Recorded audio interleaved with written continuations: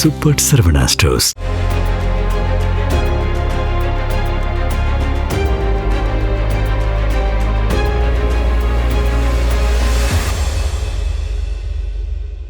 Iran தலைவர் Ayatollah Ali கொய்மேனி கொல்லப்பட்டதை அந்நாட்டு தொலைக்காட்சி ஊடகங்கள் உறுதிப்படுத்தியிருக்கு.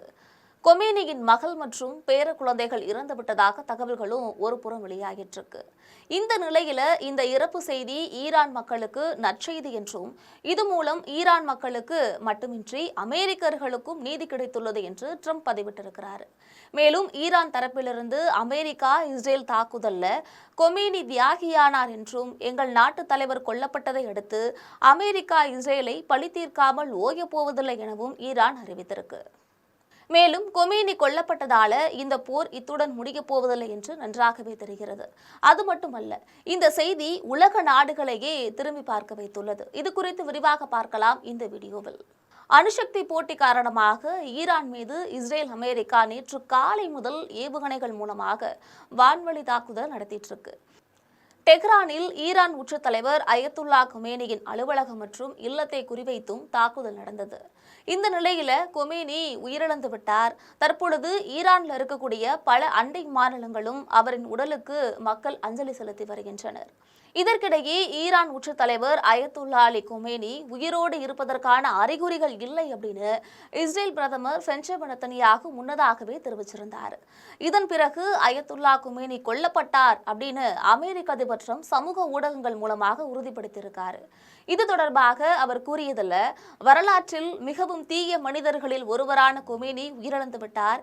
இது ஈரான் மக்களுக்கு மட்டுமில்ல, உலகளவில் கொமேனியின் இரத்தவெறி கும்பலால் கொல்லப்பட்ட மக்களுக்குமான நீதி. அமெரிக்காவின் உளவுத்துறை மற்றும் அதிநவீன கண்காணிப்பு அமைப்புகளில் இருந்து அவரால் தப்பிக்க முடியவில்லை. இஸ்ரேலும் நெருக்கமாக பணியாற்றியதால் அவராலும் அவருடன் கொல்லப்பட்ட மற்ற தலைவர்களாலும் எதுவும் செய்ய முடியவில்லை. ஈரானிய மக்கள் தங்கள் நாட்டை திரும்ப பெறுவதற்கான மிகப்பெரிய வாய்ப்பு இது. தேச பக்தர்களுடன் ஈரானின் புரட்சிகர காவல் படை மற்றும் பாதுகாப்பு படையினர் ஒன்றிணைந்து நாட்டை மகத்துவமாக செயல்படும் என நம்புகிறோம். அந்த செயல்முறை விரைவில் தொடங்க வேண்டும். கொமேனியின் கொலை மட்டுமல்ல, நாடே ஒரே நாளில் சுத்தம் செய்யப்பட்டது. மத்திய கிழக்கில் முழு அமைதி என்ற நோக்கத்தை அடையும் வரை துல்லியமான தாக்குதல்கள் தொடரும் அப்படின்னு ட்ரம்ப் தெரிவிச்சிருக்காரு. முதல்ல கொமேனி மரணத்தை ஈரான் ஊடகங்கள் மறுத்த நிலையில இப்போது உறுதி செஞ்சிருக்காங்க. அமெரிக்கா இஸ்ரேல் நடத்திய தாக்குதல்கள்ல ஈரானின் உச்ச தலைவர் அயத்துல்லா அலி கொமேனி கொல்லப்பட்டதாக ஈரான் அரசு ஊடகங்கள் தெரிவிச்சிருக்கு. ஈரானின் உச்ச தலைவர் வீரமரணம் அடைந்துள்ளதாக அரசு நிறுவனமான IRIB செய்தி வெளியிட்டிருக்காங்க. சமீபத்திய தாக்குதல்கள்ல கமேனியின் மகள், மருமகன் மற்றும் பேரன் ஆகியோர் உயிரிழந்ததாக ஈரான் அரசு செய்தி நிறுவனமான பார்ஸ் தெரிவித்திருந்தது.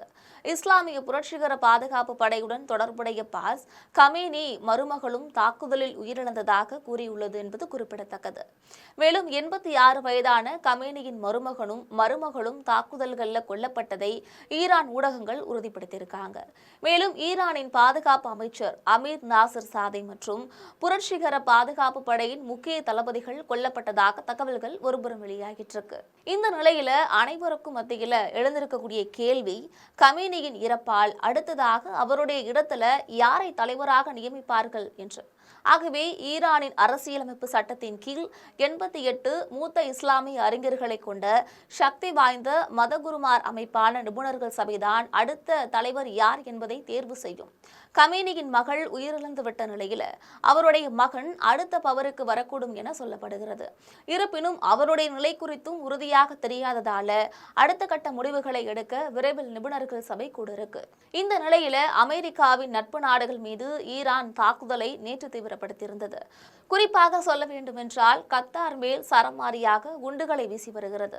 சமூக வலைதளங்கள்ல பரவக்கூடிய ஒரு வீடியோ, அதாவது தோஹா புறநகர் பகுதியில் ராக்கெட் சிதைவுகள் விழுந்து மக்கள் மத்தியில பெரும் பதற்றத்தை ஏற்படுத்தியதை காட்டுகிறது. வானிலிருந்து ஒரு பொருள் விழுந்ததும் ஒரு பலத்த வெடிப்புடன் தீப்பிழம்பும் அடர்ந்த புகையும் வானில் எழுந்தன. இந்த சிதைவுகள் விழுந்ததும் மக்கள் அலறியடித்துக் கொண்டு ஓடி சென்று பதுங்கு குழிகளில் பதுங்கினர். இந்த வெடிப்பால் குடியிருப்பு பகுதிக்கு மேலே சிவப்பு தீயும் அடர்ந்த கருப்பு புகையும் எழுந்தன. அமெரிக்காவோட முக்கிய படைத்தளமான அல் உதைத் விமான படைத்தளத்தை கொண்ட கத்தார் தற்பொழுது பதற்றம் அதிகரித்திருப்பதால மிகுந்த எச்சரிக்கையோடு இருக்கு. கத்தார் வெளியுறவு அமைச்சகம் ஈரானின் ஏவுகணை தாக்குதல்களை கண்டித்ததுடன் சர்வதேச சட்டத்தின்படி பதிலளிக்கும் உரிமை தங்களுக்கு உண்டு என்றும் தெரிவிச்சிருக்கு. இந்த நிலையில ஈரான் விவகாரம் குறித்து விவாதிக்க உடனடியாக ஐநா பாதுகாப்பு கவுன்சில் கூட்டத்தை கூட்ட வேண்டும் அப்படின்னு சீனா மற்றும் ரஷ்யா வலியுறுத்திருக்காங்க. ரஷ்யா மற்றும் சீனா இந்த தாக்குதலை அத்துமீறிய செயல் அப்படின்னு கண்டித்திருக்கு. ரஷ்யாவும் சீனாவும் இணைந்து ஐக்கிய நாடுகள் பாதுகாப்பு சபையின் அவசர கூட்டத்திற்கு அழைப்பு விடுத்திருக்கு. ஈரானை சுற்றியுள்ள தற்போதைய முக்கியமான சூழல் குறித்து விவாதிக்க இந்த கோரிக்கை விடுக்கப்பட்டிருக்கு. ரஷ்யாவின் ஐநா தூதரகத்தின் அதிகாரப்பூர்வ தகவல்களை மேற்கோள் காட்டி அரசுக்கு சொந்தமான IRA செய்தி நிறுவனம் இந்த அறிவிப்பை வெளியிட்டிருக்கு. ரஷ்யாவும் சீனாவும் எடுத்த இந்த நகர்வு ஐநா தலைமையகத்தில் நடைபெறவுள்ள இந்த விவாதங்களுக்கு உலகளாவிய கவனத்தை ஈர்க்கும் என்று பரவலாக எதிர்பார்க்கப்பட்டு வருகிறது. இந்த ஒரு செய்தி நிகழ்வு குறித்து நீங்கள் நினைப்பது என்ன என்பதனை மறக்காமல் கமெண்டில் பதிவிடுங்கள். இதுபோன்ற உலக செய்திகளுக்காக எப்பொழுதும் இணைப்பில் இருங்கள் ஜெம் தொலைக்காட்சியுடன். நன்றி.